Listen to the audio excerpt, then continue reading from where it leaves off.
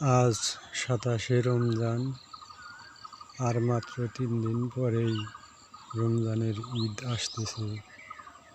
সবার মনে ঈদের অনেক আনন্দ। আমার মনে কোনো প্রকারের আনন্দ নেই, কারণ গত ২ বছর আগে এই ২৭শে রমজানে আমার বাবাকে হারিয়েছি। চলে গেছেন অন্ধকার কবরে এই পৃথিবীর মায়া ত্যাগ করে। প্রত্যেক বছর রমজানের শেষের দিকে বাবাকে প্রচুর মনে পড়ে।